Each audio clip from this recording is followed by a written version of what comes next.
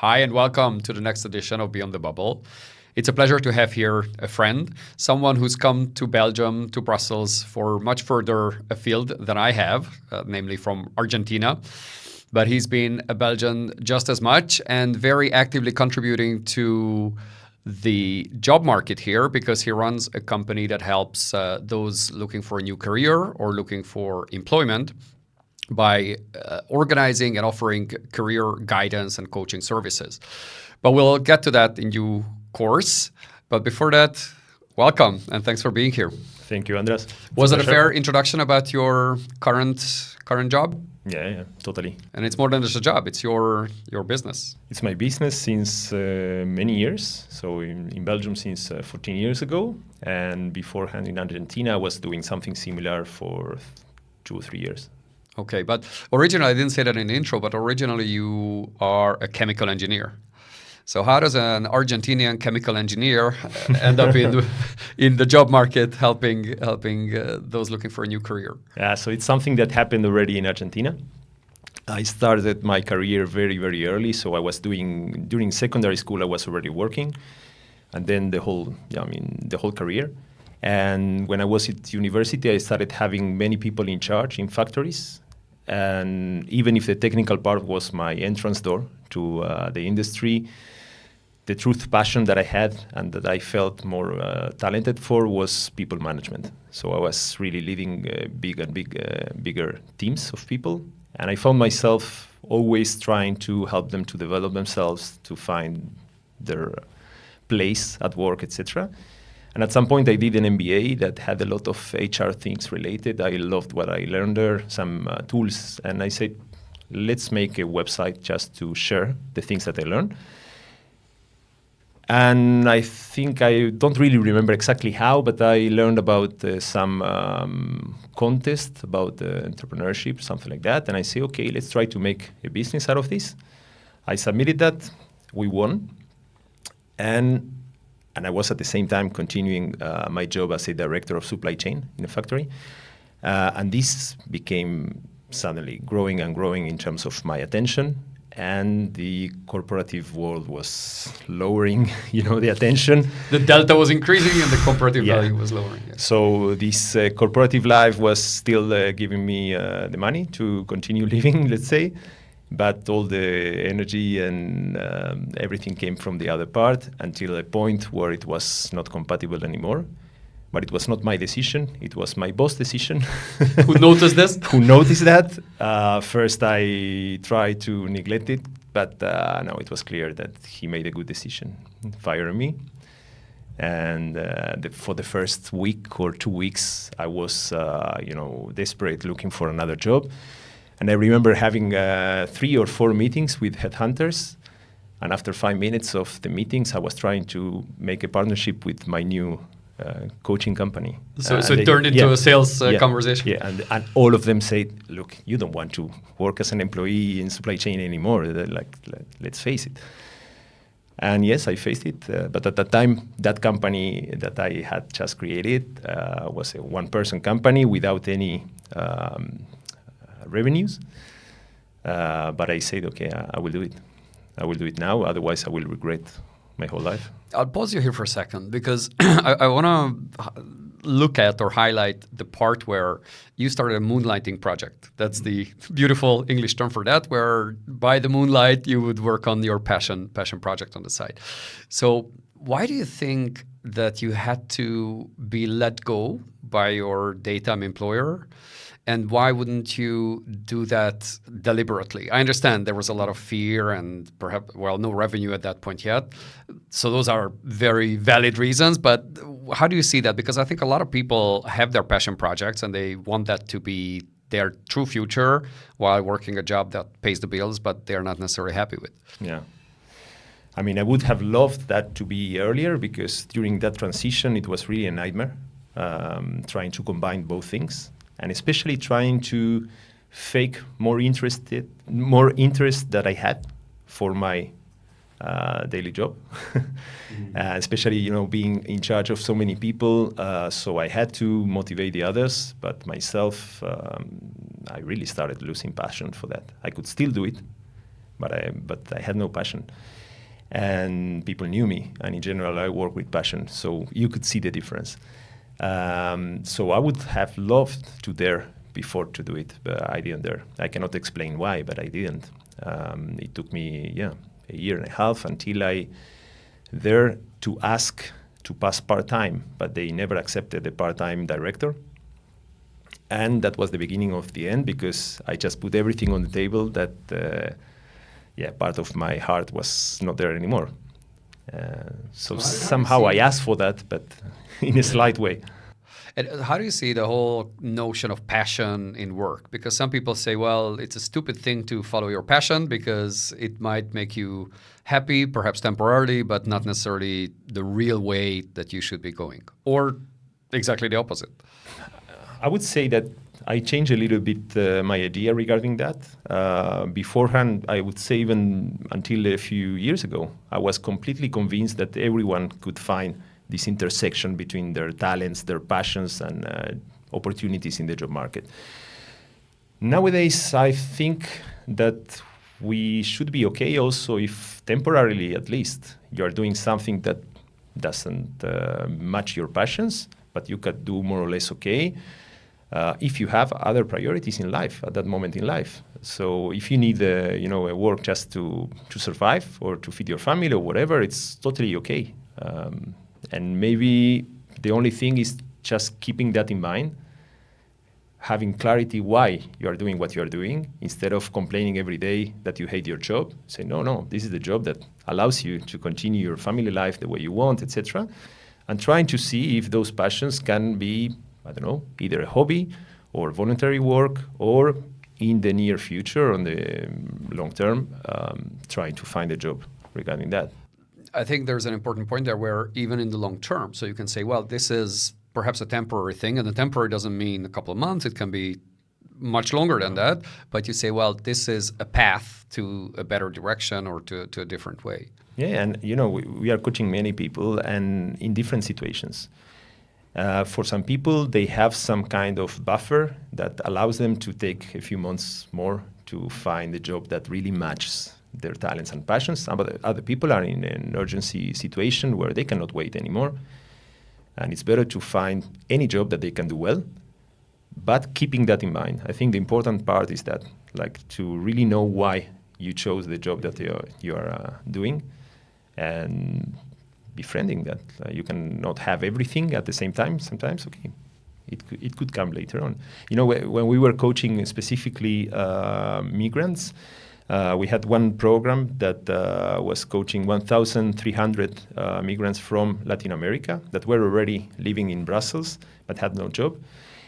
And in many cases, it wouldn't be their first job here. They had a good track record of professional life in their countries of origin. And in some cases, they had to choose something that, just to start working at anything, but without losing that idea of, okay, in the future, I would like to use this, and to have a plan how to get there. But sometimes in order to get there, you need to enter the job market doing something else. Yeah. There's a saying, if you're in a hurry, take a detour. And sometimes life teaches you that lesson. Yeah, I think the most important part there is really understanding your priorities in life now, and the priorities change, and it's okay. So always to know consciously why you are doing what you are doing, I think that helps a lot, even following something that it's not your passion for a while. Yeah, I think these are it's difficult because there's this very pragmatic, let's say, brainy part of it to say, okay, I understand with my mind, but my heart wants to drive me elsewhere, and reconciling these two and finding something that works. Yeah, but I would tell you in my case, it's not that my passion was necessarily creating a company that does job coaching, career guidance. Yeah. My passion was mainly starting up something, creating, helping people, seeing impact. I could have done that in other ways also. So sometimes you need, to see what's really there and not to be stubborn, what I want to do is exactly that. Maybe it's to use some skills that you could use in another way. Yes. I'm very happy you I'm say not trying that. to convince you to change your career. Your career is great, but No, I'm very happy in my career right now in all the kind of projects that I do, but it took me decades, like literally decades, to realize what those driving forces in my own personality were. And even more difficult because it changes over time. But maybe it doesn't change that much. It's the awareness that we bring to it is what changes. So you went to study chemical engineering because at that point, for one reason or another, you thought, okay, that's my path. And then bit by bit, you discover that, oh, a very different field is what resonates. And again, not so much a field like you say, but I wanna have the flexibility to create something. I wanna help others, like you said, contribute to their success. which I would say that I was also using those skills in my previous jobs. When I was an employee in charge of manufacturing in a factory, I was all the time like starting up new projects that nobody asked me. Do you realize it at that time that that's the driving force? Not at that time. It was a little bit later that I was always an entrepreneur somehow. Okay, people call it intrapreneur, whatever, but it's the same Right. skills. Right. And then I saw also that it came from my house, like my father was like that. So even when I was an employee, which was another path, my way of working was as an entrepreneur. Was that? And I always had autonomy, and I found a way. And I think it makes a lot of sense what you say, that it shouldn't be a rigid way of looking at careers. And I'm guessing that this is your approach, and the ones you work with, they endorse that kind of approach where you're not going to say, this results in you, I don't know, running a pizza shop.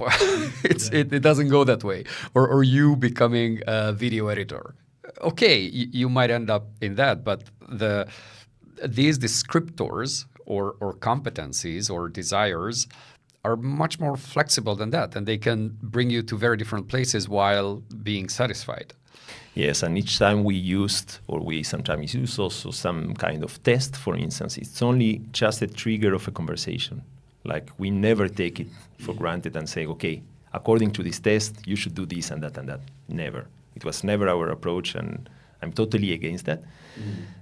But as a trigger for a conversation, sometimes it's good because you don't say, okay, this is what you should do, but rather, okay, here it says that. What do you think about it? What would make sense to you? What doesn't make sense to you, etc. So you start helping people to go deeper. And again, there are some skills that you could use doing that make totally sense to you. Some things that you like but you are not good at, and you will need to decide if it's really worth it to dedicate a lot of time struggling with those weaknesses, or it's better to find another way.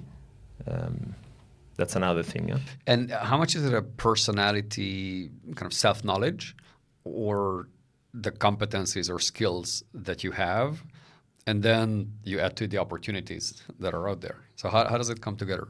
Well, we always try to start the processes from inside out. So first with the self-awareness, self-knowledge. So really to know, and in this self-knowledge, you include talents, but you also include values, motivations, etc.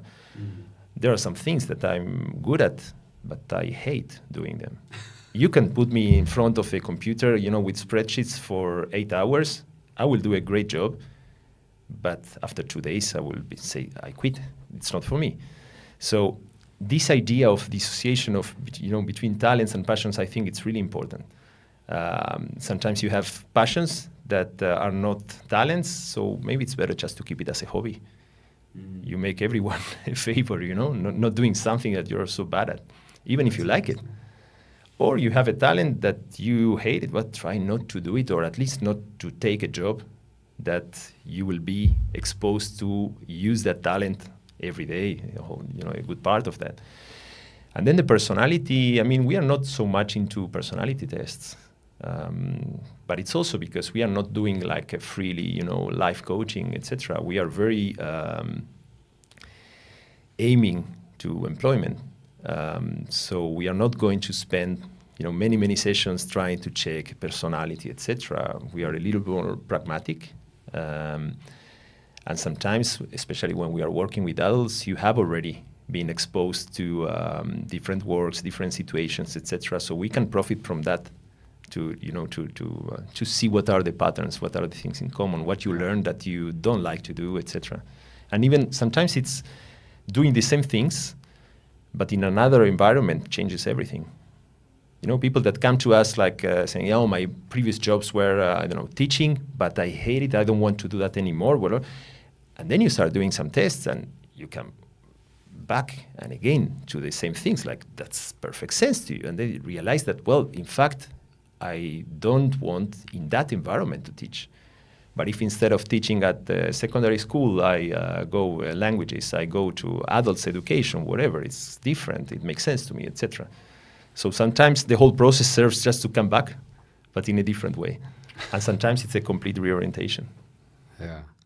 I think that's very meaningful because you don't necessarily hate, how should I put this? You don't necessarily dislike your current job on a deep level, like it doesn't fit you. You just don't like the way you are actually doing it right now. So the context in which you operate. Yeah, sometimes it's the colleagues. Sometimes it's the boss. Sometimes it's the public that you are aiming to help. And I think many people wouldn't necessarily or intuitively see that unless someone, a professional like yourself or others you work with, would help open their eyes to it and to say, what you don't like is, your current situation, but deep down, you are a good teacher, are a born teacher, you are a born entrepreneur, you are a born, a sales clerk, but you're just not in the right job right now. But it doesn't mean you are not that. But I think also sometimes it's the fantasy, of making a huge change in your life. Like people not satisfied with their life.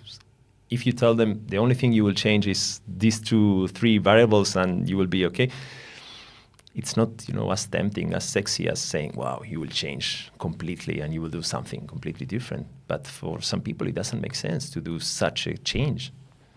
Where suddenly they will feel that they don't have any strengths. It's not for them. And also the job market has to accept you. The reality. Yeah. So we have some cases that people really need a full change of careers. And the first thing we try to do is to identify what happened there, that they need this, because otherwise they will replicate the same expertise somewhere else. And if it's really needed, we see what are the competencies, the skills that could be transferable to something else. That's interesting, just going back to your story, because from chemical engineers are very down-to-earth, pragmatic, I would imagine number and let's say real science-oriented approach. But the whole human resources and career guidance is a much subtle and psychology-driven and personality-driven thing. So what knowledge or skills could you transfer into this line of work? I think the main thing from chemical engineering is the view of processes. We are not so much in the lab, but it's more seeing processes, inputs, outputs, transformations. And that's something that I remember when I started working in Argentina on doing these things in 2008. I work a lot with the psychologists, and they loved that because I was putting some processes into their chaotic way of working. Tell me more. Yeah, they were having sessions without any process, like saying, we will have a few sessions to help. It was for students to choose their studies. And they say, it will take us between 4 and 8 sessions to help you to find your way. And I say, well, we cannot, commercially, I cannot tell people between 4 and 8. It will cost them double. So they need to know, and they need to have an idea what will be the outputs of this. Will they receive a report? Will it just be something said like that? What will happen? Will they share it with the parents or not? What's the role? Like really defining all the elements of that and putting some order. And for psychologists, at least the ones that I was working with, it was, wow, like a completely different way of doing that, and they loved that. So I would say the process view, it's something that I took from there. Again, I could have learned that in a week. I wouldn't have done, 7 years of engineering just to learn how processes are, but it's part of the process of learning. And as I said before, it also allowed me to work in factories and being exposed to so many people. Yeah, for sure. I mean, just to reflect on that point, most of that kind of learning, especially relatively early in your career or academic life, sometimes a one-line wisdom or takeaway takes 3 years to learn. No, and in the end, it's just that's what I learned. And you would say, well, but isn't it obvious? Well, everything is obvious once you know the answer, but the process to get there and your transformation needed that path. But it's a very interesting what you're saying.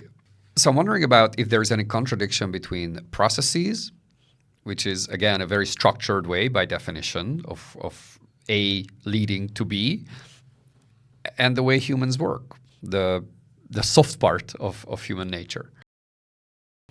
Yes, and I had to find, especially when we are working now with adults mainly here, I had to find a way. So also because I'm not working with machines, I'm working with job coaches that they are professionals, they are people. So they wouldn't just replicate a process, like moving this from here to there. They're not robots. No. And I trust their own common sense and how they perceive the situation, and if they need the flexibility during a session to completely get out of the script and to do something else, they have that freedom to do it. So I change it somehow from this process view as something really that you have to follow like that, to say, okay, we have some protocols, we have a big toolkit, but then you can cherry pick the tools that makes sense to use with that person that you have in front of you. And if you receive someone with the urgency, like to find any job, or they have tomorrow a job interview, you're not going to start now with the self-awareness part and all that. You need just to help that person to show themselves as good as possible the next day, for instance. So they need to change. They don't use it. But even for them, knowing that they can count on some process behind, in case they start saying, okay, where should I follow? They have that. So it's always good. So they have something, but they can still improvise, following, what the person in front needs. So we couldn't now guarantee exactly how many sessions it will take, because it depends on each person, how they come. In some cases, they just come for one session because that's what they needed, and that's it. In some cases, it takes months and months. For someone who has been 2 years not working, for instance, there's much more to work there than just finding, okay, what could be the job. There are a lot of barriers, and blockage and things that they need to unblock.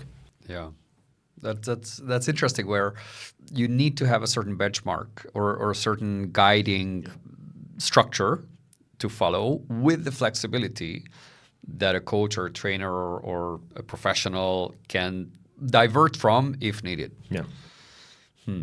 And so again, continuing with your path that led you into this chair. So how did that go on? So you were in Argentina doing that sort of business. Did it turn into a business, or was it more of a I think it was profit? No. It was a business, but we would call it business if the revenue was good enough. It was never good enough, I would say. But still, somehow, that's what I had at that moment. When I came here, I continued that remotely, which in 2011, remote was not the same as today. Plus 5 hours of difference, it's not the best for that. And at some point, not being there, it became against that business. So I just decided to let it to my right hand, one of the psychologists that was doing most of the processes, and she continued that by herself. Yeah. And then came the Brussels bid. Yeah, so I came here in September 2011 for 4 days. Say no more. These are my planning skills. I see. So we're recording it in 2025. Okay. Yeah. So that was a long 4 days. Yeah. So 4 days, 14 years ago,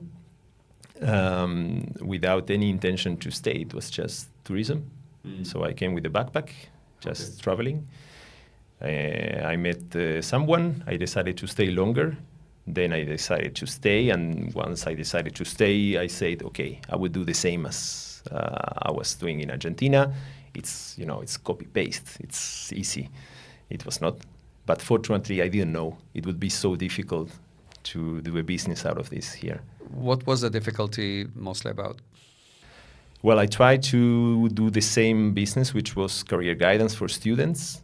And I saw, I would say early, but still I was stubborn and tried to change it myself, that in Belgium the culture was not towards investing into career guidance for students. It was more just maybe having a collective test at school, like telling them you are done to be a doctor, whatever, and that's it.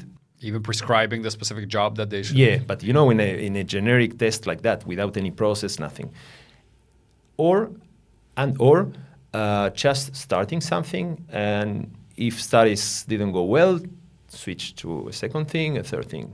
And they start becoming worried once they quit 2 different careers. But then you have the risk of that maybe you are talented for that, but it's not your thing. So really taking as an indicator of success that you manage the studies, for me, it's a big mistake. And at some point I had to realize, okay, I cannot change that without any budget, without any resources like that. So I adapted to what I found that was already being done here, which was career guidance or career coaching for adults. And it's something that always remained there, you know, something that I love. I would love to do more for students, so as not to see them again when they are 35, you know, or 40. So to start better. But okay, we need to survive, and there was no way for me to do it. So before we look at the kind of advice you give and things that you've distilled over the years for adults, do you think that students, when they finish their studies, are they struggling to find a fulfilling career, or mistakes are just as important part of that career path? I think mistakes are really important, but you really learn the lessons of mistakes once you decided by yourself something. I don't think that just trying like that will give you very interesting lessons. So for instance, if you make a decision now, you know, based on the information that I have, based on what I know about myself, etc., I make this decision, and then I find, oh, it didn't go well. I can learn a lot from that. Maybe where was the mistake? I didn't read properly the external reality. I didn't learn properly myself. What happened? It was the execution, etc. If you had no clue why you chose it, or you just chose those studies because you liked the persons who were doing the promotion at the fair, what will you learn? Or your parents told you to study this? Yeah. Or the typical thing, you know, like, you're good at maths, you should study engineering. But wait, no, it has nothing to do with that. And a big mistake is thinking about the studies and not thinking about what comes next. So I know many people, like even in my personal life, that studied something, graduated, and only then discovered that that's not what they want to do. And you know the frustration of someone who studied medicine, and after all those years, to go to an hospital and say, I cannot do this job, this is not for me. That's even more frustrating, or, well, dangerous is maybe not the right word, because there are certain studies which lead you very, let's say it's much more restricting as to what you can do if you want to make use of that diploma. So medicine is like that. Certainly you can end up in a pharma company, and you can be in a hospital, and you can do quite a few things, but still it's not as broad as perhaps studying maybe engineering even, or law perhaps, or a couple of stuff, or business, that kind of stuff. And that's why also many people choose these type of careers that you are mentioning now. As they have no clue what to study, they say, okay, at least I will study something that will open many doors, which maybe you're lucky, and that's okay. Again, I'm not a good example to say, you know, like what you study is forever. No, not at all. But at least that it could serve you for a few years, you know, to start your professional life, discovering yourself, trying to add value to others. I don't know. I think it's important. Yeah. And how do you discover those? So how do you find, self-reflection, great, but how do you go about it in a more process-driven or more deliberate way? Well, there are tools for that. For instance, to identify values and priorities, I really think that most of human beings, we value the same things. The thing is in which order of priorities. And we also change our order of priorities throughout life. Like once you have a lot of this, you start valuing that less, etc. So it's something very dynamic. So sometimes instead of saying, I'm driven by that or by that or by that, a coach can help you really say, okay, let's put all of these values on the table, but let's see what is more important for you now. So you can say financial stability. Yeah, for instance, creativity. Spending time with my kids, creativity, independence, autonomy, all of those. Yeah, and you need to do the hard stuff of putting something before another one, and that's what you are going to do with your choices. But it's good to know it and to understand that you did it and it was okay. And do it honestly. Yes. That's the hard part, no? When you say, I think I live by these values, but reality shows that maybe not so. Yeah, and that's a good coach can help you. A good coach can help you on that because they say, okay, suppose that we put it here. What will happen? How will you feel? Are you sure that that's... let's see the last decisions that you made. Were they in coherence with that or not? And then you start like, hey, okay, maybe not. Maybe what I'm saying is what people would love to hear, but this is not me. Is it possible to change your values? Or let me rephrase it. It is possible to change your values, but the change seems to be a very difficult and time-consuming one. If you have those values lined out, perhaps with the help of a coach, and you realize that, hey, these are the values I'm declaring to have, but it's not how I live my life. So my question referred to, can you change either the values themselves or the order or the priority of those values? And how does that change happen? I mean, for me in particular, me personally, I have my own kind of model of the things that I know that nowadays in my life are most important. And I try to evaluate things and decisions based on that. It's an exercise that I've been doing for not so long ago, I would say 5-6 months ago, and it helps me a lot because I really can be more at ease with some difficult decisions, knowing that yes, it's true, I'm losing or I'm not being so okay with this thing that I value, but it's a trade-off because I'm gaining much more in these values that are more important for me, and it really helps. Are you comfortable sharing an example? Yeah, like for me, it's really important nowadays, which was not 15 years ago that I didn't have kids, for instance. Legacy, like what I can transmit to my kids, legacy of values, and to my kids. And beforehand, for me, it was much more important the impact in general to the population. And now I became much more selfish, maybe. But for me, I have a role that I take it as more important, that is what I transmit to my kids.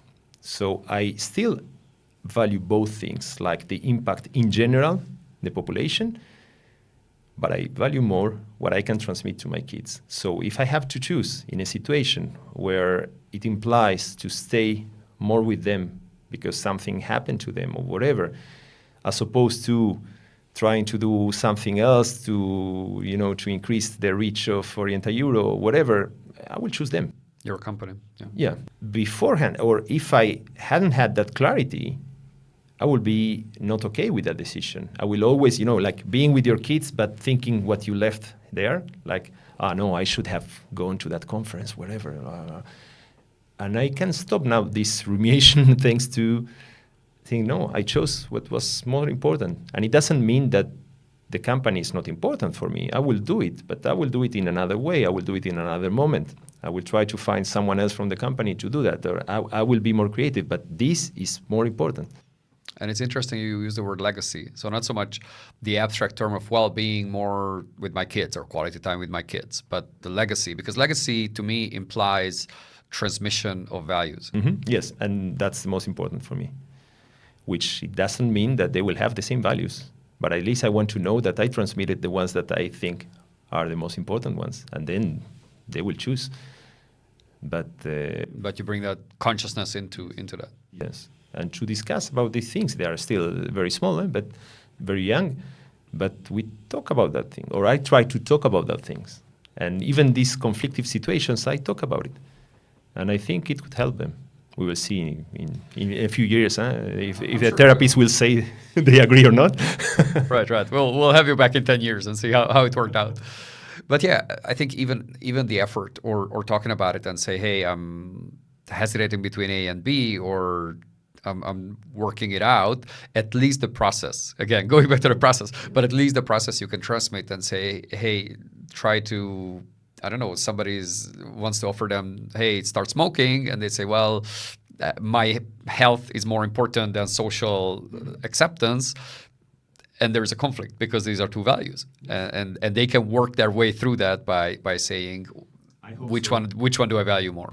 Yeah, I hope that will be much more clear for them than just telling them, preaching like, yeah, you should choose always health, blah blah blah. No, they see me choosing. I try to make it explicit, and I also share with them all these doubts. When I'm like, okay, yes, it's true. We want to do this. We want to do that. But okay, we need to make a decision. And then comes the process, right? There comes the process. And I think going back to this, the very human part and the very, let's say, brainy part, they are not necessarily contradicting. They are complementing each other. And sometimes it's intuitive for kids also. Of course, every kid and every adult wants everything at the same time. But when you say, okay, we need to choose, they understand that. And that's okay. And sharing that we as adults, we will always need to make these choices, and losing something, accepting to lose something for the benefit of something else, I think it's a good lesson for them. You have constantly conflicting priorities and conflicting things to make a decision from or of, and ultimately comes down to those values. And the more explicit they are, the easier the decision is going to be, which doesn't mean it's going to be an easy decision, but at least less difficult. Less difficult, exactly. That's a better way. That's a Yeah. better way. So going back to your work now, or your venture here. So you're helping those looking to change their careers as adults. Yes, mainly job seekers. So mainly people who have no job now, because we work a lot with the public employment services, that they outsource that with us for different target groups. So it's mainly people who are out of the job market nowadays. So how does that work? Because somebody who lost their job, and in some cases long ago, so more than several months, could be a year or two, like you mentioned. So somebody would say, okay, I'm looking for a new career, but I probably need some assistance finding what that should be. Is that how it works, or is it because they say, I wasn't in a good job that I liked, and I really want to find something that resonates with me, or it's more out of desperation and say, I absolutely need to get some sort of a job, and I need to find a way to get it? It's all of that. Really, we do it individually, and each person has their own story and their own situation nowadays. So we have people that are desperate to get anything. There are people that will take as long as needed in order to find something that is meaningful for them. We have people that pass from one situation to the other. We have everything. But then, so I said before, I think I only started with the self-awareness, which is the first part. Then we help them to see what happens in the reality, like a reality check, what's happening in the job market. And also for some of them to learn, because they've been maybe working for the last 20 years and suddenly they have no clue how to apply for a job, how it works. And it's not exactly the same as 20 years ago. And then the third part, which is the most important, I think, is the decision making. Again, saying, okay, you want all these, but we say, okay, let's find what are your choice criteria. I want a job that will allow me to, that would imply not to commute more than half an hour. Okay. I want a job where I could use this language. I want a job where I could avoid being exposed to that and that. You want all of this. But now let's put some weight on that, because you will need to choose. And then to see different alternatives and how you score each one of these alternatives in terms of your own choice criteria. But in order to get to the choice criteria, we need the first part that I say. Right. And only then, once they make a choice that makes sense to them, and also that they accept that making that choice implies leaving other choices apart, which is not easy, we help them to implement it. So then, yes, it implies how to make a better application, how to make spontaneous applications, to make a follow-up, how to perform better in a job interview, etc.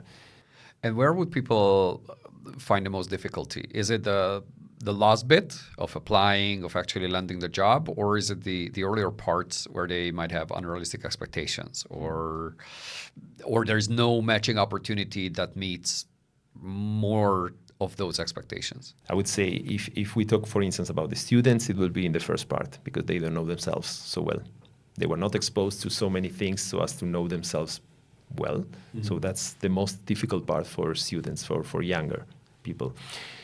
For adults, you have in the other part, some people, they have real difficulties to make decisions. Some people have real difficulties to apply. Because each time you are applying, you are exposed to rejection, or even worse, silence. Just applying, and nobody answers. And it happens a lot. And some others that really want to reorient themselves. They need to work on this thing between, their internal things and what is there outside in the market, and to find something realistic. How often, with the ones that you work with as clients, how often would they want to or be willing to learn new things, get a new qualification, or take online courses or similar initiatives? It depends on their urgency, because some see, the training or retraining, reskilling as something needed, and they take their time, and some others think I cannot get, this luxury of spending 6 more months learning something or whatever. And that's a problem, I think, because we are mainly working in Brussels, and with all the political changes as of January next year, where the unemployment benefits will be shortened. This will also make it less probable that people will be willing and able to take training. Because unless, I think there will only be one of the trainings that will be accepted as a waiver to extend the unemployment benefits, which is starting in nursery, I think. The rest, it will imply that this will count as months that you are unemployed, and afterwards you lose your benefits. So I'm afraid that this will happen, which is a big mistake for Brussels, because there's a huge mismatch here between what the companies in Brussels need and what unemployed people have. That might be a broader phenomenon, not limited to Brussels per se. It could be many other... Mainly in Brussels and in Wallonia, because in France... No, but I mean other countries or other capitals and other places. Yes, for sure. I mean, in general, the problem with the capital cities is that, in general, you have more service companies, and the industries are outside, and many people with a lower education level are not capable of doing those jobs, or at least they don't match the requirements of those companies offering services in terms of languages, in terms of degrees, etc. And then if you have a population that is not so willing to move outside of the capital city, well, it's a trap. That's something that happens in Brussels, but I think it happens also in other capital cities. Yeah. And how do you see the changing job market? No, let's not go to the job market yet, but I wanted to ask you first about generations. So when you take Gen Z and Alpha, and there are all the other... My point is, how do you see the expectations or the way they view jobs differently? Because my understanding is, especially younger generations would have very different expectations as to how much remote work they can do, how many free days or holidays they would get, or what sort of office environment they would be wanting to work in. What's your take on that? I think it was true some years ago, and now it passed to everyone almost. I think that youngsters brought that to the job market, and it's contagious, which is great. Okay. Yeah. Now you will find more and more adults that are really struggling to go 5 days a week to the office, for instance. Is that great? I think it's great because as employers, it puts you in a situation where you really need to rethink why we are doing what we are doing.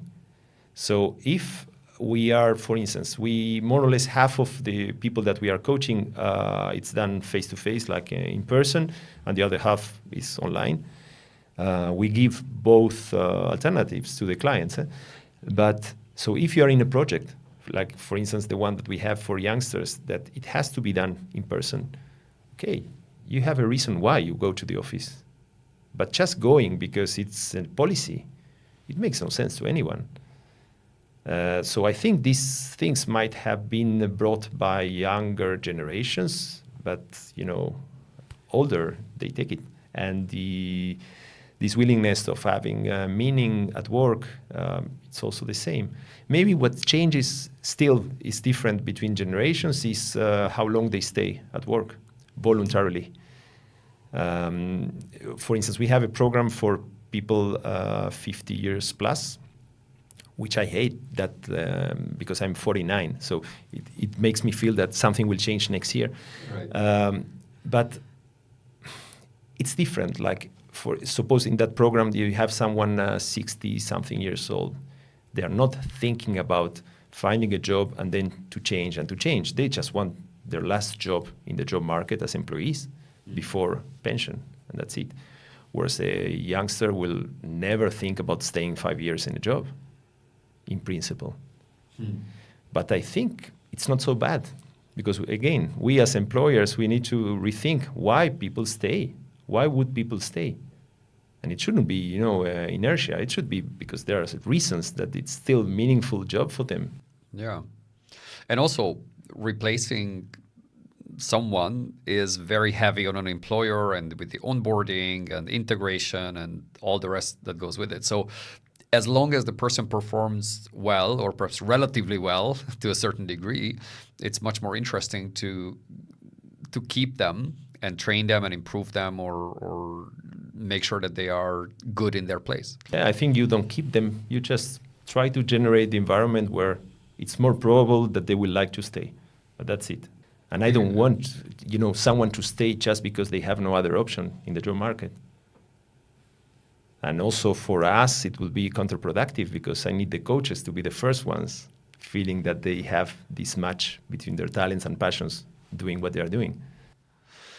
And is an internal realignment an option? So someone who's in a certain position, and provided that the company is large enough to offer alternatives. So staying in-house, but going into a very different position. I think that's the best that can happen. Of course, a small company like mine, it's impossible.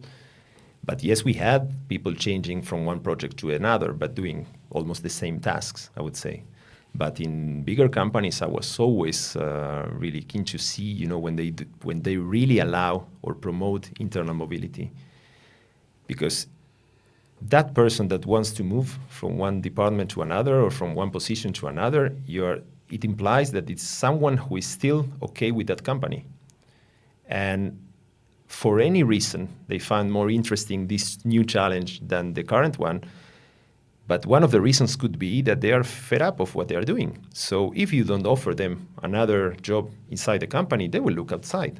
And it's a pity to lose someone who has already all the knowledge of the culture, etc., that is still okay with the company, to let them go just because you cannot offer other opportunities. I think that makes perfect sense. There are many smart companies in that regard, where somebody started as, I don't know, maybe not as a janitor, but someone started maybe as an intern and made their way up, but the way was not a linear way up. It may have been a zigzag, where they went to sales, and then they went to accounting, and when they went to totally different departments on their way up. And I think that's a great thing, because they not only stay inside the company, but they gain that very diverse experience in-house. So they have a much better understanding of what the organization is about. Yeah, but I saw that also in some companies, it's very difficult for the boss of that person, for their current job, to accept that they have someone who wants to leave them.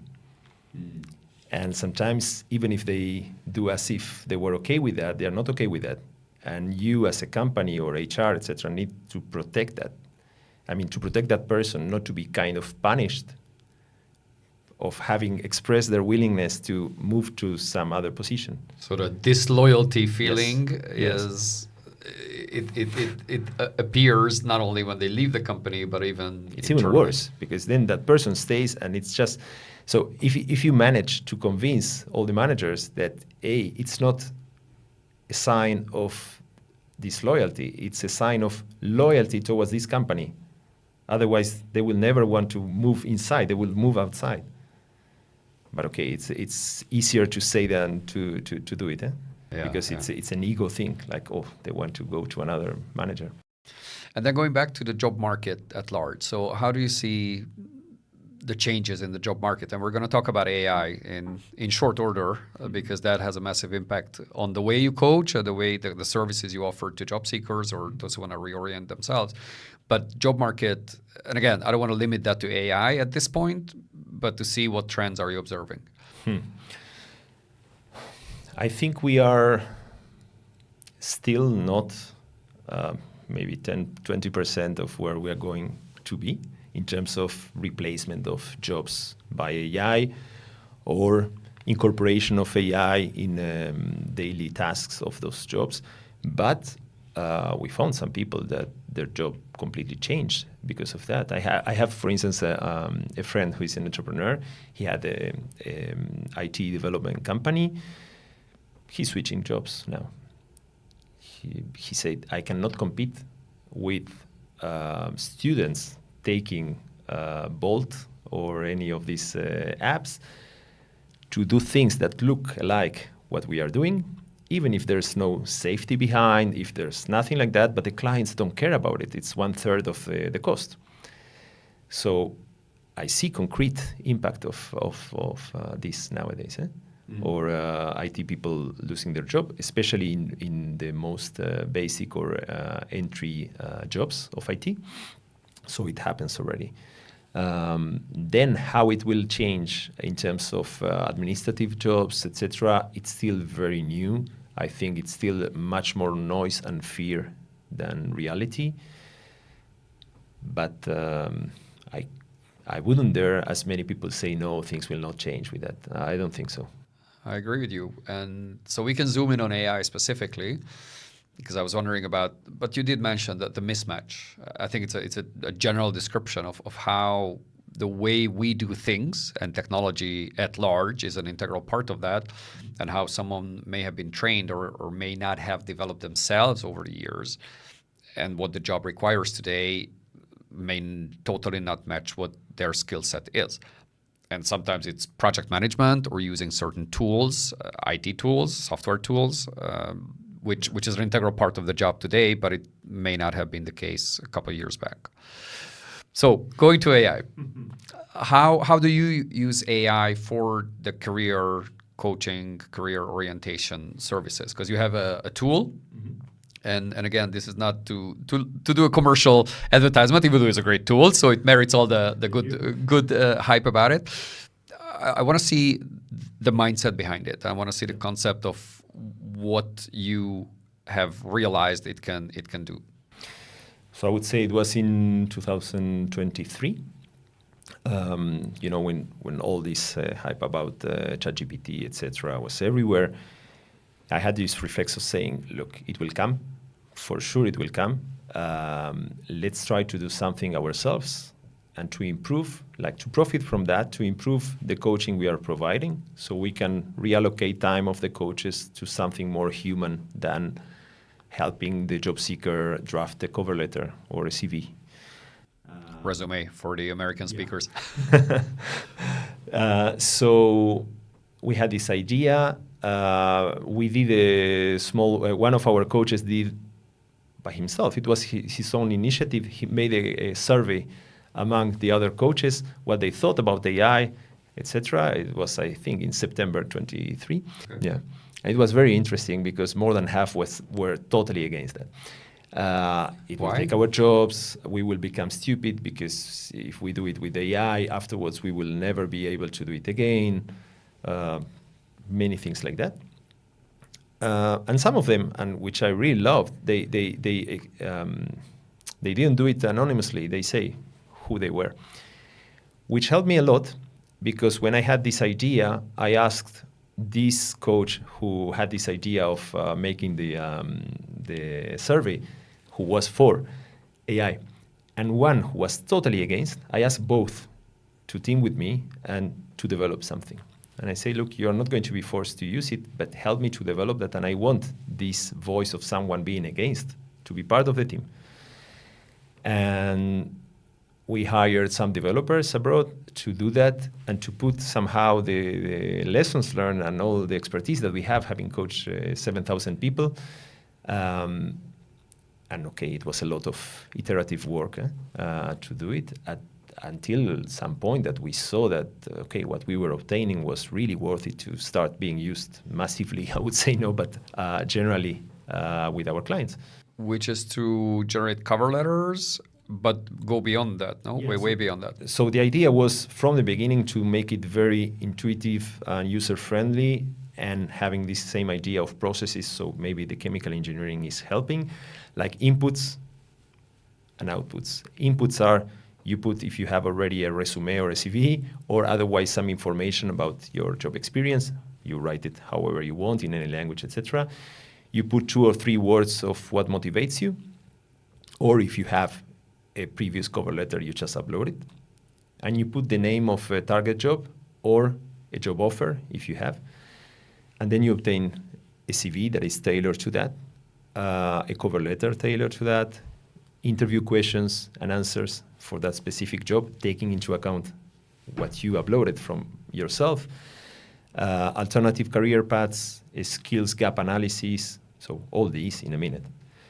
So you mentioned 3 things which I think are not counterintuitive, but perhaps less understood, that can be so helpful for your career management, which is interview questions. So what questions can you anticipate at the job interview? So you proactively are mapping it out and looking for those questions, and obviously you'll prepare the proper responses for yourself. Yeah. Number 2 was on skill gap analysis. So you could help use AI tools based on the inputs you provided, so it has to be personalized, to say, okay, where's the skill gap? And I think the 3rd was the career reorientation, which is a new way because you're not applying for one specific job. Well, you are, but in that context, it might help you on that basis to say, well, perhaps you're better off in a different direction based on the personalized inputs that you provided. Yeah, and I would say even the job interview questions and answers, because the answers is really important, it already provides some answers. It's also important for people who are not having now a job interview. But just by the fact of seeing that if you manage to pass all these filters, like sending a cover letter, etc., and then you get an interview, you have with what to defend yourself. Like, hey, you are valuable. From your expertise, you could perfectly answer this. And this helps a lot, to increase their self-confidence. Plus, something else we added there is also not only these 15 questions and answers, but also questions that you could ask the recruiter. Because we saw it so many times, and as an employer, I saw it so many times that you have like, okay, do you want to ask me anything? And they ask how many days of holidays I will have, which is not what will transmit, the most motivation for the job. So interesting questions that you could ask. Again, the idea is not that people will repeat, learn by heart everything and go and repeat that. But, it's not only the gain of time. With the questions, for instance, my coaches, they cannot know perfectly thousands and thousands of different jobs. It's impossible. So sometimes they receive, people that are going to apply for jobs that they have no clue. You have no idea it even existed. PIG in whatever, they have no clue. So preparing the job interview questions and answers was not possible before, because it will take you ages, to understand the job for the coach, to understand the job, to try to put themselves. Now it's in 2 minutes, and it's not something that they need to spend time with. It's just given to the person, and we have, this type of feedback. People saying like, "Whoa, half of the questions were there." That's what they ask me. Because they also generated those in AI. We are in this ridiculous moment. I think we talked about that in the past, no? Really. So people are just prompting that, or entering a few bullet points generating all this material, and then from the side of the employers, they are not reading that. They are just putting that, summarizing in bullet points. So let's just exchange bullet points, and it will come at some point. We'll see. Yeah. I think those negative, or let's say risks or misuses are absolutely present, and it needs to be done with a lot of caution and care and all that, which most people would not go to that length. No, but it's something that comes over and over, and I think it's even more recently. So I would say a year and a half ago, people were concerned when we were using or showing the tool about privacy. Then they understood how it's protected and that it's less risky than using LinkedIn, for instance. So once they see the value, nobody cares anymore about privacy there. We still keep it, of course, but it's not the main issue. Nowadays, the main issue is, would I sound authentic or everything will be the same? And that's a tricky question, because I always try to see, okay, what's the alternative to that? What people were doing before, or what they would do if they don't use it. And the truth is that many people were, for a cover letter, they were just looking for cover letters templates online, and they were just using that and changing 2 words. So it's even worse, because it's not even personalized. You saw it was a generic thing, or some other people just repeating their CV in a cover letter. So it tells anything about any added value. Or CVs also, it's not just the layout, it's the content. And if you really put as input personalized information, then the output is completely different and it's perfect. And if you put exactly the same twice, as you know, the results are even there, they're not exactly the same. Yeah. So the odds of having, the same cover letter for everyone, it's very, very low, unless people put, the same 3 things, everyone, and shows. And some employers are afraid of that because they think that many more people will apply because now it's easier. Is it a justified fear? In the sense, like, do data show it?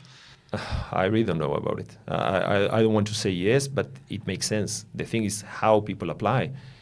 Because if they use these type of tools, or they go to ChatGPT, for instance, and they do it by themselves like that, with a much more generic output, and they don't even think about it, and they apply, to different type of jobs that have nothing to do. It's true that it's a waste of time for the employers, but okay, from the employer side, they have the ATS systems that they are filtering that. Applicant tracking systems. Yes, yeah. Thank you. You are the footnoter.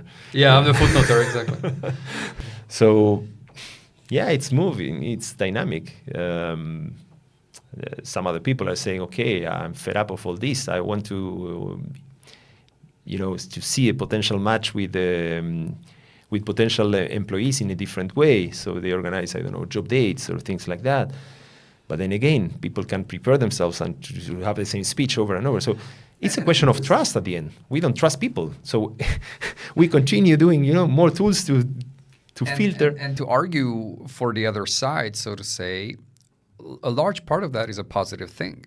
Because if it shows that you went to the length of researching the company, of properly prompting the AI, if that's what it takes, properly configuring everything, and in the end you read it and you endorsed it, because ultimately it's your application, that's a very positive thing, because you actually care enough about that possible or that opportunity to do it. My first job in the industry, so a long time ago, was for a Unilever. And I will always remember that. When I went, it was for a stage, an internship at Unilever. And I didn't research properly the company. I'm ashamed to say it now. I had no clue about the company. Yeah. I thought they were just producing 1 or 2 products, and I had no idea that half of the supermarket was Unilever.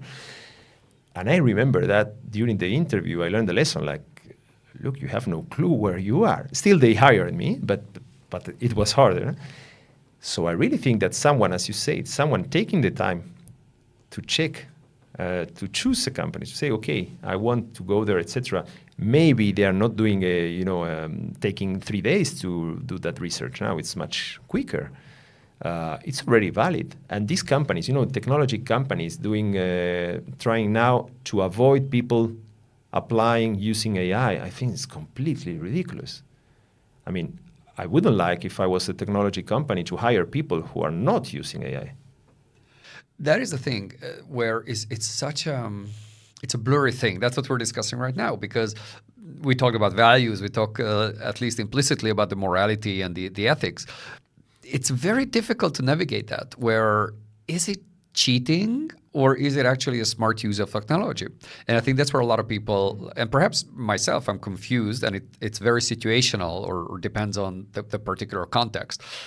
Am I actually doing a shortcut here or cheating here, or it's perfectly valid to do it? I'll give you one example, kind of behind the scenes.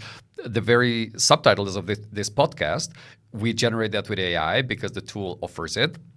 And it's 90 to 95% accurate, but never 100%, because maybe you say it's a company name or certain keywords which it doesn't pick up. So again, it saves us time, but we still need to fine-tune it. And I think that's probably okay and ethical and justifiable. But tell me an example where it's not.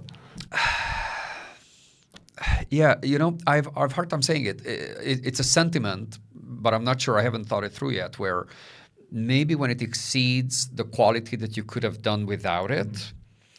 But again, I'm conflicted to say this, because why wouldn't you use a tool that improves the quality of what you could have done? What if you have a team of people and it's not on you, but you had help of one of your collaborators? It's the same. There you go. If I hire a career coach to help me with my cover letter and help me with my job application, and the career coach gives me the best advice planet Earth has to offer, and I use it and I land the job, how does that reflect on me? Am I a fully ethical person who actually was smart enough to hire a coach? Or am I taking some sort of a cheating, so to say, by presenting something that is not fully me? I think that's where the confusion comes from. I understand. And I think the big risk that we have is not being able to measure, for instance, when we are interviewing someone, to measure if they are capable or not to use their own common sense to check the results, for instance. I use a lot AI, not only with the AICCA, with these tools that we have, but directly, for other uses. And I don't take it for granted. Like I'm discussing with it. Like no, I'm really like checking it and testing that and challenging that, etc. Because I don't take it for granted. But it's true that there is a high risk of people losing that. And then you don't want to have people working with you that the only thing that they are doing is just putting things on AI. Kind of hacking. And they are not being able to detect if something is not okay, or thinking before putting something in AI, like how it should look like. So if you receive a result that has nothing to do, you know that, hey, this is not in the order of magnitude that it should be. Or That's right. I have two words that comes to mind. One is critical thinking, for sure. Are they able to do that, which is what you're saying? But the other word that came before to this moral ethical dilemma is misrepresentation. So I'm wondering how that plays into this, because if I, present myself to a potential employer in some way with a great cover letter, with all the rest, is it really still me? Or am I putting on a certain facade which looks great, but it's not really me? And I think it's again highly contextual, because in some jobs, say you're applying for a customer support position. So in customer support, I think you have all the right and maybe even obligation to use AI tools, because the emphasis is on the output. The emphasis is how helpful, useful, respectful, quick answer you give to the person, to the customer who needs it. So yes, and again, as long as you can use AI in a way in that future role that meets that criteria, and perhaps also privacy considerations, by all means you should. Whereas in other positions or in other situations, perhaps if you're not behind the screen, or if you're interacting live, let's say you present yourself as an amazing speaker, and then you sit down and you barely can get a sentence together. So then it's misrepresentation. So again, I'm working my way out, and I'm sure the viewers will have ideas and other speakers will have ideas, but I'm curious how you see this concept. For me, it was very interesting to be, we were invited to, in the city of Halle in Flanders, at the CPAS, so the social fair, I don't know how to call it. Social Employment Agency? I don't know how to translate it. They are using our tool to help job seekers. And they hired people from the university, the VUB, to make an ethical assessment workshop to see the different variables about the usage of this type of tool with job seekers in that situation.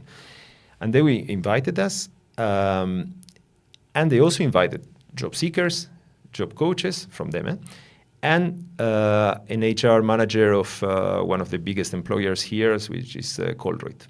Which is Colruyt? Colruyt. The supermarket chain, yeah. I think they have like 20,000 employees here.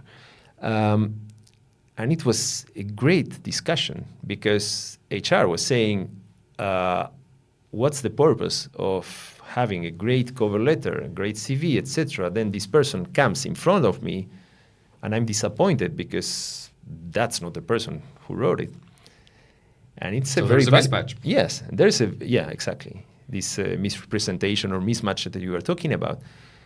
But on the other hand, many people, if we don't help them through a tool like that or through a job coach, they will never make it to a job interview. Even though they would fit the job. Exactly. So the only problem here is communication. We are not talking about a job that implies communication skills, because then I understand that you are worried about how, the drafting qualities of that person. But if this person will never write, draft something at the job, it's just in order to get to the interview. So then the dilemma is, it's more difficult. So, for instance, one of the things that we did with AICCA was to include the possibility of choosing the language level. Not only the language, which is like 50 different languages, but also the level. So as not to send a cover letter drafted in perfect English or perfect Dutch for someone whose level is very low. But at the same time, we are not going to make it as low so as to make grammar mistakes. That's the third layer of the ethical conundrum, which is you, the author of that particular tool, because you've crafted that tool and you provided those different features and the configuration options. So you are mindful of those challenges. Yeah, because we are a job coaching company. We are not a software company. So we come from the other side. Like we know what it implies for these people not getting the opportunity because they cannot, they don't have that language skills, for instance, and we don't see it as something fair because they could perfectly do that job. So somehow we are trying to solve or to help solving these issues, of people misrepresented in the job market just because they have a migration background and they came here when they were 30, for instance, and they will never learn the language as well as a native one. And that's a fact. And in many positions, you don't need to speak the language. Exactly. Right?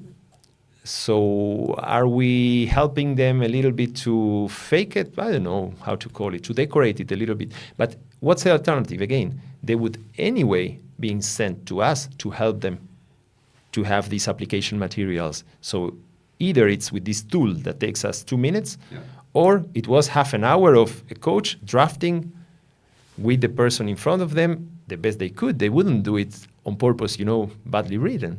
So it was also the same. I have two other words that come to mind. One is agency, and the other one is empowerment. And I think they're very closely related here because in coaching, you're not doing it instead of the person.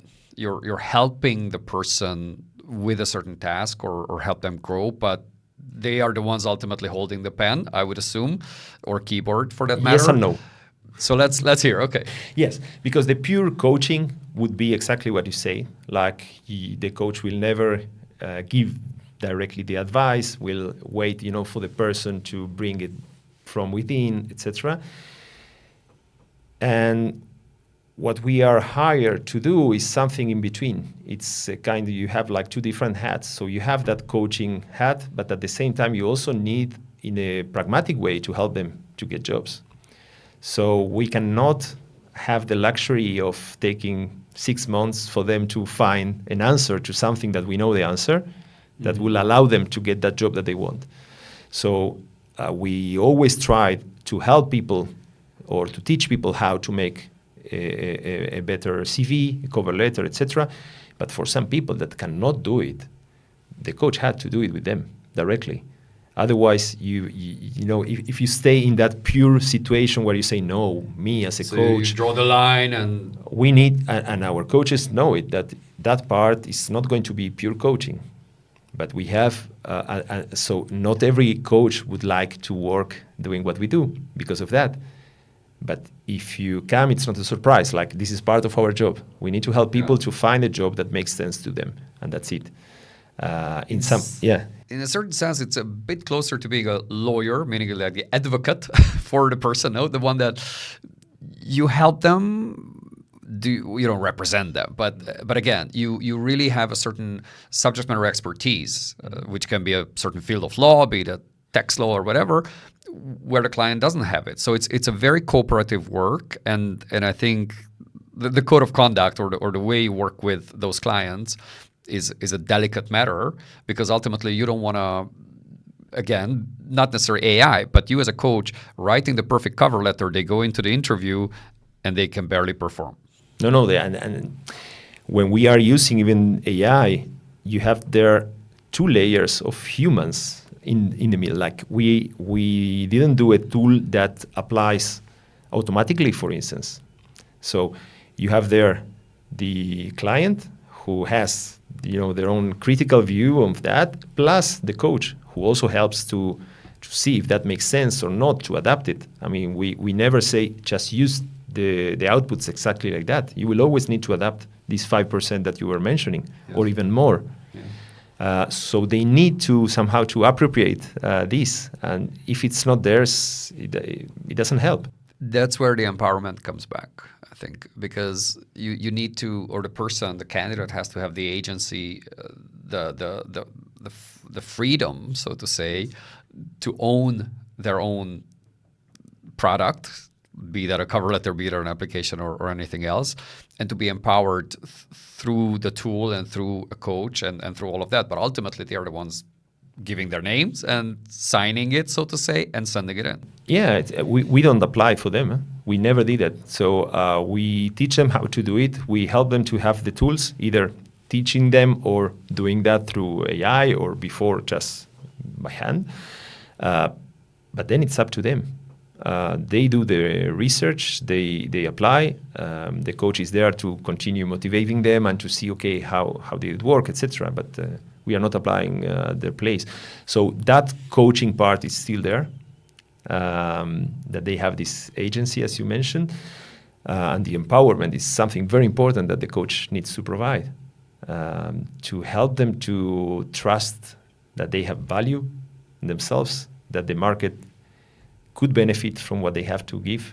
It's just a question of finding which part of the market and how to approach it and how to sell it the best possible way.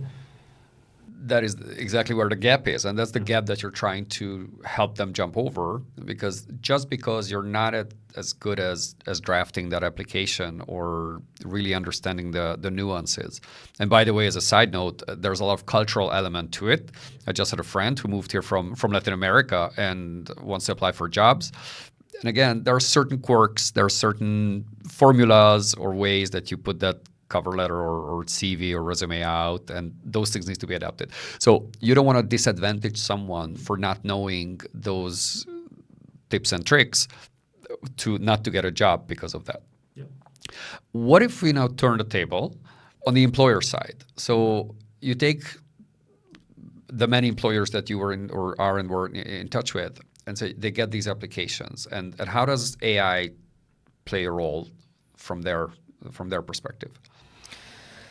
So you have the pre-filters, pre-screening that many companies do, this ATS we are talking about, applicant tracking systems.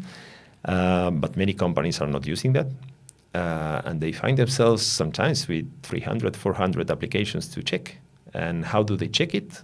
In general, it's a quick view of a CV, like diagonally like that, and just reading a few keywords if it's interesting or not, which is horrible. 3 seconds if you're lucky. Yeah. So people are very concerned about the bias and all that from AI, but humans, we are worse. Huh?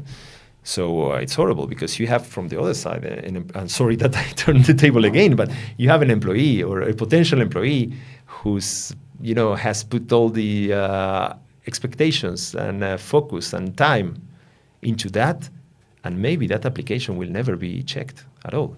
Because in this pile, they found already in the first 20 someone who is interesting, good match, and a good match, and that's it. And you didn't do anything wrong. It's just that you were not even screened.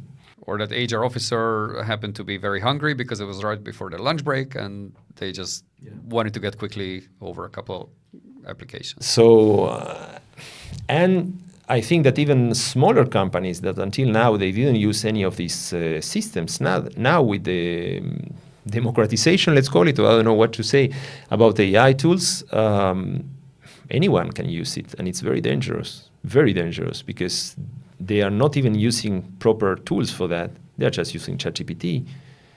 I can imagine from the employer side. Yeah, from the employer side, the very small companies, and I can even imagine that they don't even take the care of setting it up so as not to share with OpenAI all the data. So they are to train on the applicants. Yeah, and putting personal data there. So it's dangerous, but that's the reality. We cannot go against that, I think. It's just to know that that exists and trying to find ways to make it better. But to go against the trend of using AI, I think it's impossible.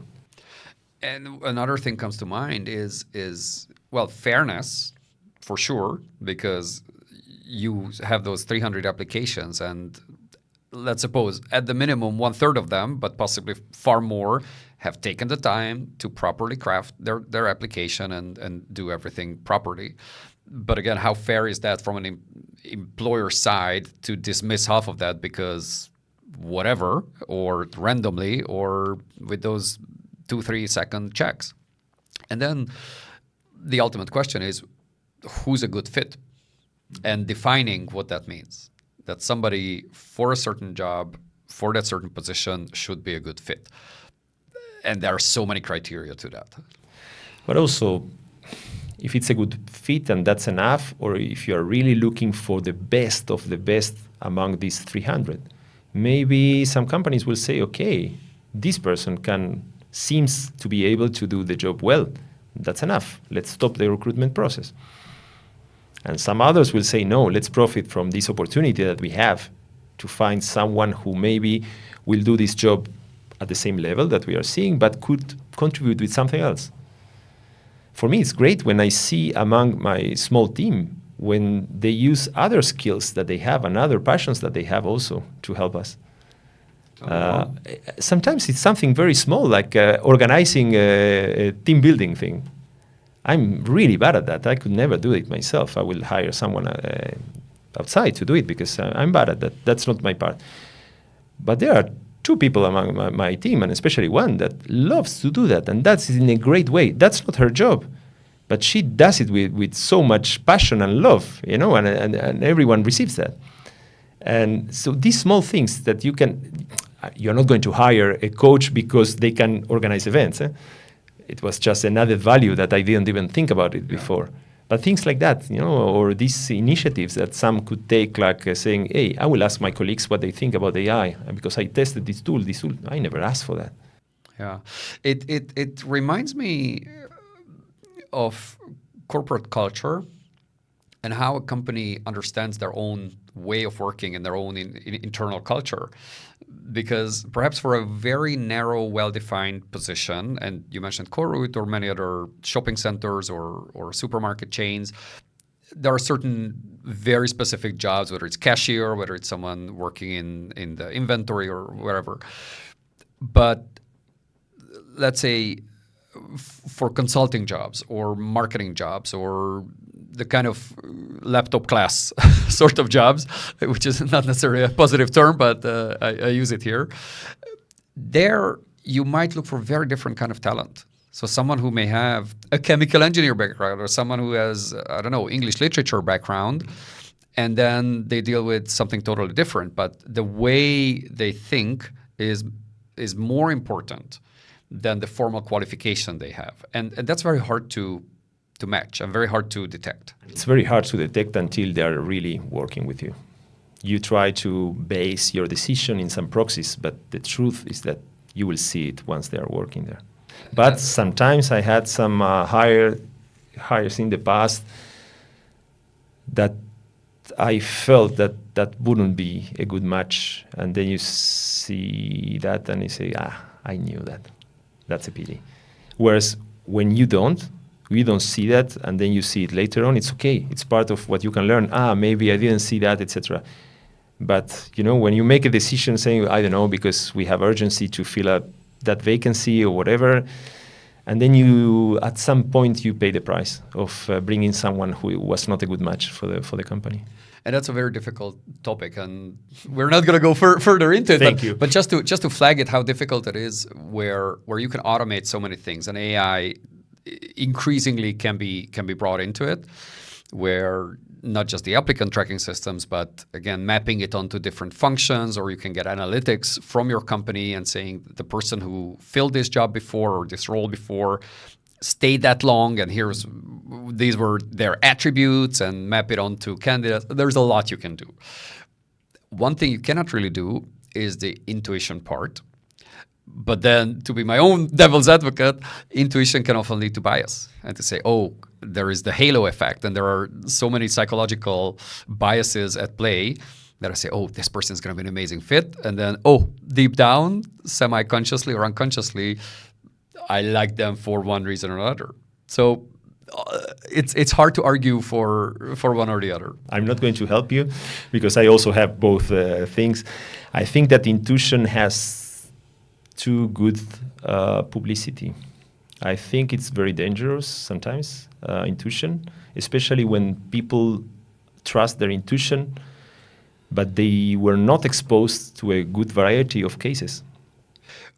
Let me challenge that with a definition of intuition, which I don't know the formal definition, but my understanding of intuition is that it has to be deeply informed by experience. So again, this doesn't contradict what you say. No. Right? So intuition only works if there's sufficient training data behind it. Because otherwise people are just saying, it's something inside, I feel it, I know. Well, but it depends. Really, don't trust so much that just feeling. Maybe just that you are hungry or whatever. Yeah. But intuition is not esoteric. I think intuition in the proper sense is basically taking a large amount of data, which is AI, no? AI is doing the same. I mean, because you have a lot of data, you are making decisions based on that, but you cannot perfectly explain why you make that decision. You cannot say, very concretely, yes, I know I make this decision because in 70% of the cases that I saw, it was like that, blah, blah, blah. You cannot explain why, but you are convinced. And the same happens with AI. But with AI, we are totally against, it has to be transparent. We need to understand exactly where, we don't function like that neither. And it has much more information than we can have. But it's true that information is biased. Yeah, that's what I was going to come back to. And it's true that many populations are misrepresented there. All this is true. The big advantage is that we know that. So we can take it with much more care than when a human is making decisions. I will give you an example. Because it's a typical discussion that we have with institutions that want to use this tool or not. So they say, but AI has bias. So if I, at least from the side of the employers, it's demonstrated that with some names, with exactly the same CV, some names that are clearly related to some minority, or not only, will be kind of punished. Disqualified Disqualified just because of their name. Yeah.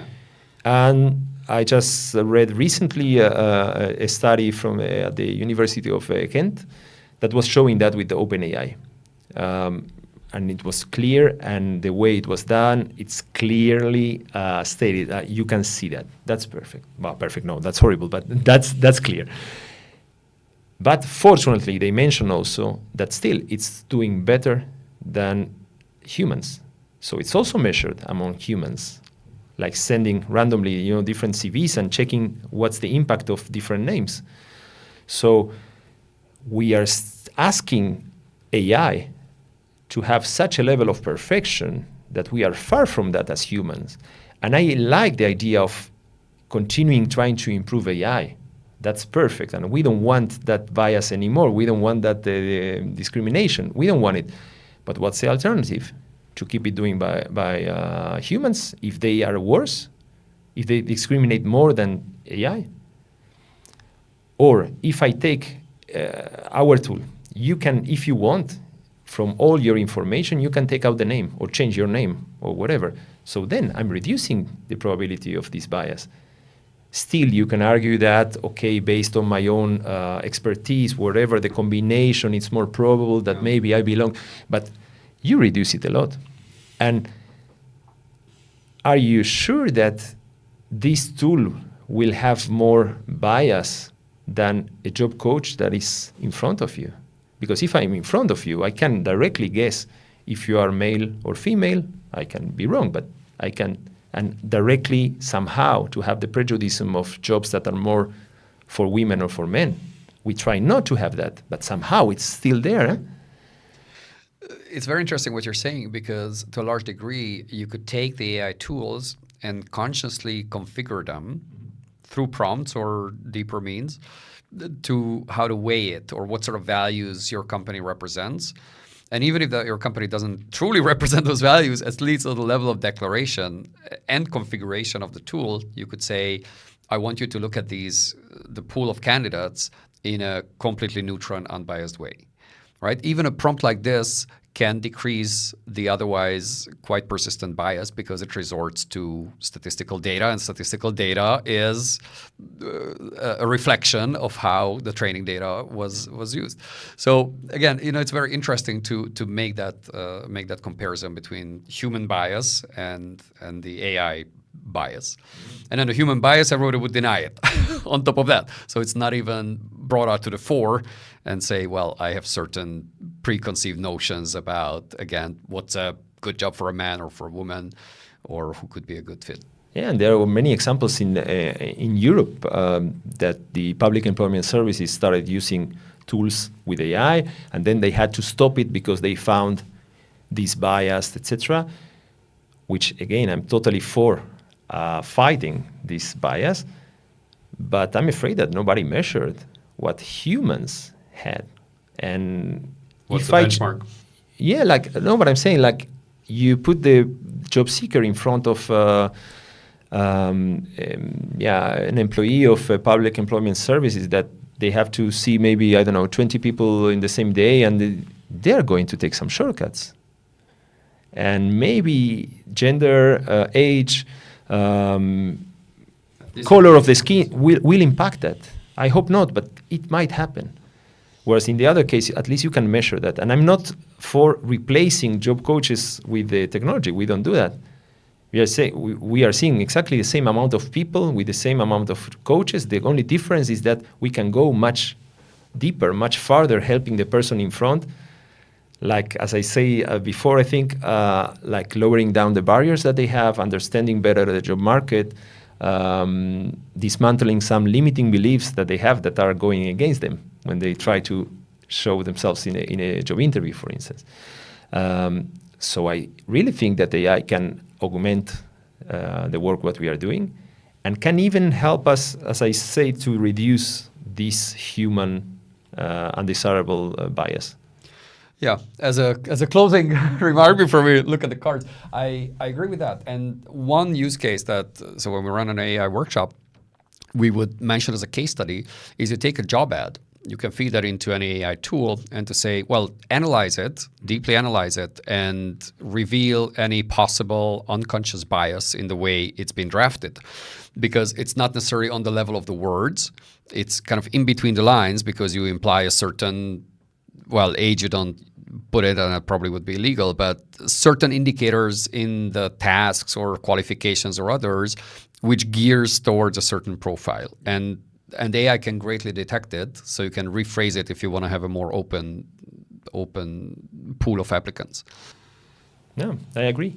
Now you have also tools to draft job vacancies, trying to avoid that. But again, you need to prompt it in a way that it fights that. And first, you need to be conscious that it's important to avoid this bias. So maybe we need first to take out from our minds this idea of I need someone with 10 years of experience doing that and that and that, because then of course you are putting age there, in the That's equation. Already, yeah. So better prompting, better questions. With those words, sir, I'll ask you to take a card. Let's see. So I read it. Please. What don't your parents understand about you? Well, my father passed away, but I would talk about my mother, but both maybe. It was very hard for them to understand that that after having studied and worked as a chemical engineer, I wanted to do something else. That was very hard. It was for them always like, oh, what a waste. What a waste of knowledge. What a waste of potential that you are leaving that aside. And I think it took many years for them to see how happy I was and I am with what I'm doing, to say it's okay. And it was funny also because my father was changing all the time what he was doing, but he was criticizing that on me. Maybe that's why. Yeah. No, thanks for sharing that. And I think as a takeaway, and I think it broadly relates to careers as a final point, is sometimes you radically change your career and you go to a very different direction, but many elements, they live on, just in a very different shape or form. Yeah, I agree. Thank you for having me. With those words, muchas gracias. A vos.